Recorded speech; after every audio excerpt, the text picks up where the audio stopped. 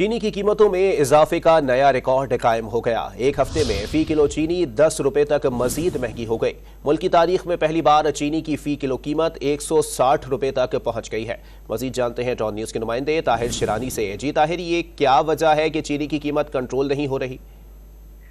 देखें, सरकारी सतह पर जो आज चीनी की कीमतों का डाटा जारी किया गया है उसके मुताबिक एक हफ्ते के दौरान फी किलो चीनी मजीद 10 रुपए महंगी हुई है और मुल्क की तारीख में पहली बार 160 रुपए फी किलो तक पहुंच गई है। शुगर मिल्स एसोसिएशन के हुकाम से हमारी बात हुई है। उनका ये कहना है कि एक तो पैदावारी लागत में इजाफा हुआ है, उसकी वजह से चीनी की कीमतों में इजाफा हुआ है, जबकि कुछ हुकूमती हलकों से भी बात हुई है। उनका ये कहना है कि एक कुछ जखीरा अंदोज सरगर्म है जिसकी वजह से जो चीनी की तलब और रसद में मसाइल आ रहे हैं। इसके साथ जो चीनी की बरामद की मौजूदा हुकूमत ने इजाज़त दी उसकी वजह से भी चीनी की कीमतों में इजाफे के असरात है। ताम शुगर मिल एसोसिएशन इस बात को मानने के लिए तैयार नहीं है कि चीनी की बरामद की वजह से मुल्क में चीनी की कीमतों में इजाफा हुआ है।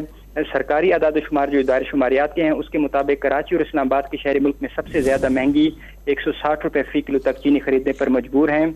क्वेटा में चीनी की फी किलो कीमत 152, रावलपिंडी, लाहौर, खुजदार और पेशावर में फी किलो चीनी 150 रुपए तक पहुंच गई है। सियालकोट 148, गुजरांवाला 146, फैसलाबाद, सरगोदा, हैदराबाद और लारकाना में चीनी की फी किलो कीमत 145 रुपए तक है।